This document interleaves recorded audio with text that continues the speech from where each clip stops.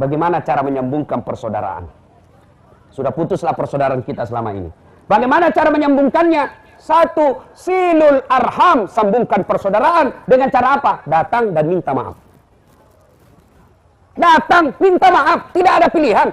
Bapak dosa sama saya, meskipun Bapak tobat, tahajud tiap malam, Senin Kamis puasa, tadarus tiap hari, tapi Bapak tidak minta maaf sama saya, tidak diampuni dosa. Maka tidak gampang itu kalau kita punya dosa sama manusia. Nah, kalau kepada sesama manusia, bagaimana tobatnya? Bapak harus datang minta maaf sama yang bersangkutan. Bagaimana caranya? Jabat tangannya dulu. Assalamualaikum warahmatullahi wabarakatuh. Jabat tangannya.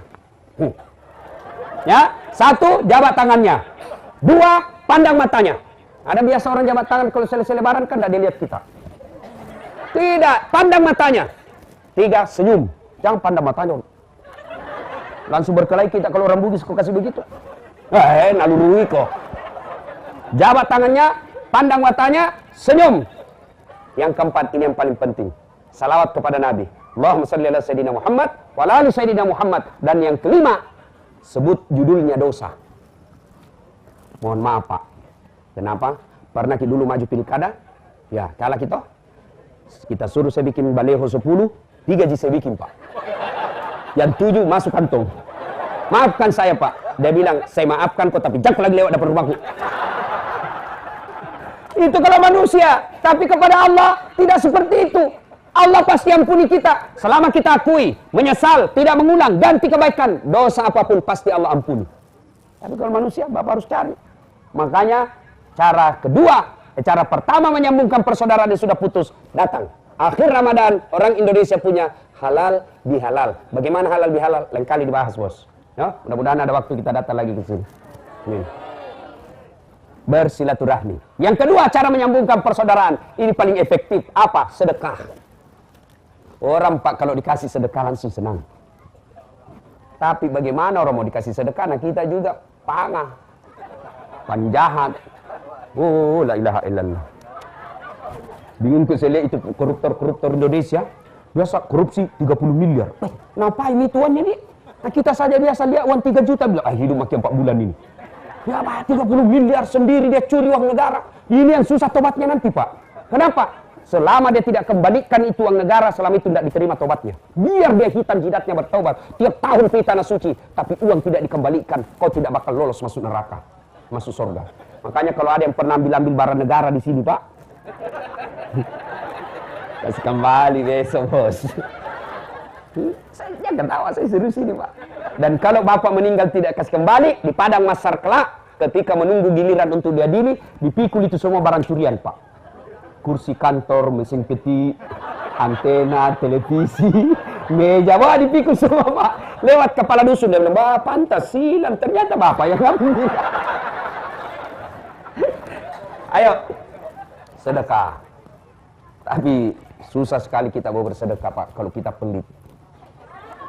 Nah bilang orang di kampungku, sekek kikirigan lepaku jambatan. Mau lihat pelitnya orang Islam? Mau lihat? Ibu-ibu, coba kalau ibu-ibu beli sayur, nawar terus. La ilaha illallah. Itu penjual sayur kadang sudah naik sepeda, dia antarkan ke rumah, untung 50 perak, masih ibu tawar, padahal emas semua di badannya. Inilah sekek.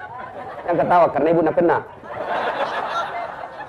Berapa harganya sayurmu? 5.000 Bu. Mahal betul nih.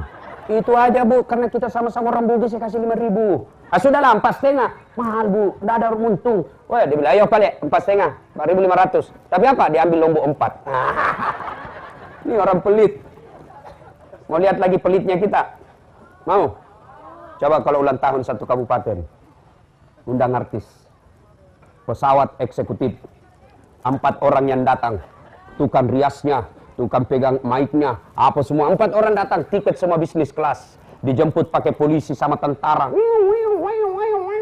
kasih hotel bintang 5, sampai di tempat, apa dia batang bawakan ki alamat palsu, dia jogetlah di depan kita, kelihatan dadanya, kelihatan pahanya, tidak juga dikasih pegang Pak, dikasih lihat dia saja, dia tuh nampak keteniki Pak, nampak Cina-Cina dikasih, sudahlah, ada itu Pak Haji duduk kerja, sudah nyana, dia rasa, sudah pulang. Dimuliakan Pak, dikawal tentara polisi. Pulang, dikawal, ditemput lagi, dimuliakan. Pulang, kasih uang 70 juta. Sampai di Jakarta, uang 70 juta dia pakai pergi ke bar, minum, mabuk-mabuk. Dia pakai berzina, uang 70 juta dari rakyat yang menghargai. Begitulah penghargaan kita kepada artis yang kadang-kala membuat kita banyak dosa. Wah, giliran Pak Imam dibutuhkan. Tukang ojek dia telepon.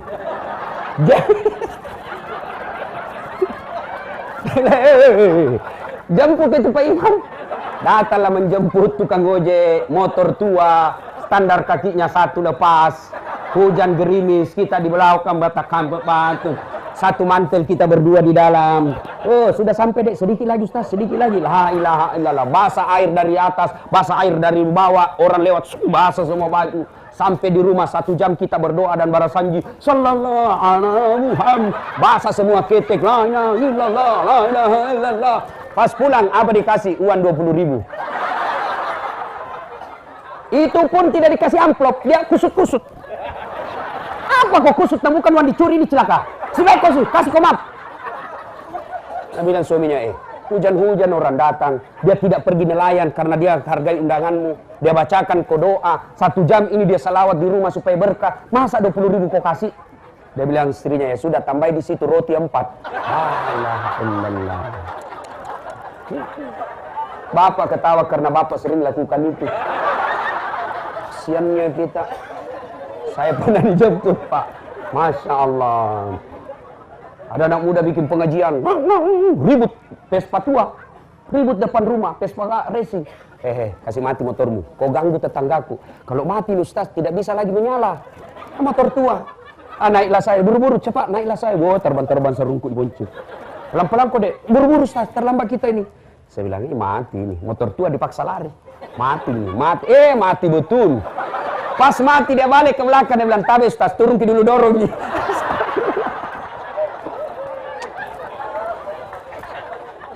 Nah ibu bapak saudara-saudara sekalian, mau menyambungkan persaudaraan, rajin-rajinlah bersedekah.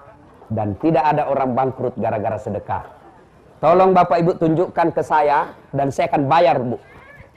Tolong tunjukkan saya, ada ndak orang di Bangka bangkrut gara-gara membangun masjid? Ada ndak orang bangkrut gara-gara dia suka membantu sesama manusia, dermawan? Tidak ada. Tidak ada orang bangkrut gara-gara sedermawan. Yang banyak bangkrut gara-gara selingkuh, bangkrut gara-gara narkoba, bangkrut gara-gara Kenapa betul kalau selingkuh? Banyak korban di sini. Bu, selingkuh suami tak? Bu, kasihannya ibu. Tapi jangan salahkan suami bu. Bagaimana suami tidak selingkuh kalau ibu-ibu tidak beres jadi istri? Malas, kuat makan, di rumah penampilan seadanya, tambah berat badan tiap bulan naik. Bagaimana kita tidak stres? Kita nonton tipu, yang kita nonton adalah Claudia Sintabella, Agnes Monica. Begitu kita balik lihat istri, la ilaha illallah. Duduk di atas kakinya, badakna badak pica, kelihatan dulu keteknya, menguap. Kita tersiksa. Seharian dari pagi hingga pagi kita di laut dengan harapan pulang di rumah disambut oleh bidadari yang ada di rumah. Ini bukan bidadari, tuyul. Pulang daster tinggi sebelah, kelihatan tali BH, bau keringat. Dia bilang suaminya, kasih baik-baik itu tali BH-mu. Dia lihat semua tetangga. Apa dia bilang, jangan lihat BH-nya, yang penting rasanya bung. Aduh, kasihan kita jadi nelayan Pak. Ibu bapak, saudara-saudara sekalian, banyak yang saya mau sampaikan tapi waktu yang terbatas. Ya. Terus, belum puas, belum puas. Saya memang bukan laki-laki pemuas ibu. Oke, tema yang kedua itu tadi damai kita ya. Pilkada jangan rusuh. Pilkada kalau kita ribut bu, berpecah, rusuh, siapa yang rugi? Bukan orang Pindrang. Siapa yang rugi kalau ini Bangka ribut? Bukan orang Makassar yang ada di Makassar. Siapa? Ibu sendiri yang ada di sini. Kita juga mubalik berkewajiban menciptakan dakwah-dakwah sejuk. Ada juga ustadz itu kayak dia saja punya neraka. Semua masuk neraka. Bid'ah tidak pernah masuk neraka. Ini tidak pernah dilakukan oleh Nabi. Bid'ah masuk neraka. La ilaha illallah. Luasnya itu surga. Kau tidak mau kasih masuki, bos. Kasih masuki juga biar sedikit-sedikit di pinggir saja. Ini gara-gara kita doa bersama selesai sholat. Bid'ah masuk neraka. Stres orang yang berdoa bersama. Jabat tangan selesai salat, bid'ah tidak pernah dilakukan oleh Nabi. Lihat Makkah Madinah, mereka tidak jabat tangan orang Arab. Bagaimana mau jabat tangan mereka tidak aku kenal? Kalau kita di Indonesia tetangga tidak jabat tangan langsung pulang, dia bilang orang sombong. Ini banyak juga ustadz ini kayak dia punya neraka. Ceramahnya kasih takut terus. Kamu bakal ditusuk pantatmu dengan linggis. Digunting lidahmu, tusuk matamu sampai di otak, tusuk mata kiri, telinga kiri. Nah bilang anak muda, udah usah emosi, bikin takut-takut saja itu ustaz. Janganlah bikin takut, bos. Ini ada anak-anak muda baru belajar Islam 2 bulan, itu pun belajar di YouTube. Begitu lagi share ceramah habis kuotanya, tidak sempurna dia mendengar. Akhirnya dia kafirkan sesama muslim. Bos, Nabi orang kafir dia Islamkan. Kita suka betul mengkafirkan orang Islam. Masya Allah. Yang bagus itu mau balik. Kau tidak mau kunut silakan. Jangan salahkan yang kunut. Kau tidak mau barasanji silakan. Jangan salahkan orang yang barasanji. Ini baru baca buku 1. Udah salahkan orang. Tidak. Lebih baik yakini yang kau anggap mazhabmu baik. Jangan salahkan mazhabnya orang lain. Kita semua berkewajiban. Ini dai berkewajiban. Bapak kira bisa ceramah kalau rusuh? Tak mungkin kita bisa ceramah enak tabligh akbar begini karena kita punya kampung kita ini damai. Coba kalau sudah rusuh, mana bisa kita ceramah? Lagi ceramah ada yang katapin. Saudara-saudara sekalian damai, peace. Nggak bisa kita ceramah, Pak. Tema yang kedua. Sebentar lagi kita masuk Ramadan. Ya? Sebentar lagi masuk Ramadan. Salah satu nama bulan suci Ramadan itu bulan penghapus dosa. Ya, bulan Ramadan kan banyak namanya. Bulan penuh berkah. Bulan diampuni dosa-dosa. Bulan dilipat gandakan segala kebaikan. Bulan yang ada lebih mulia dari 1 bulan itu lebih mulia dari 1000 bulan. Malam Lailatul Qadar dan lain-lain. Tidak usah dibahas yang banyak-banyak. Ini satu dulu. Bulan penuh pengampunan. Bertanyalah mahasiswa saya, Ustadz, apa kalau masuk Ramadan otomatis kita semua orang Islam diampuni? Tidak. Untuk diampuni harus melakukan upaya. Ramadan tetap tidak puasa. Ramadan tetap tidak sholat. Ramadan tetap judi. Ramadan tetap nipu. Ramadan tetap korupsi. Ramadan tetap zina. Masa Allah ampuni? Enggak lah. Gimana upaya yang harus dilakukan supaya diampuni Allah? Ya bertobat.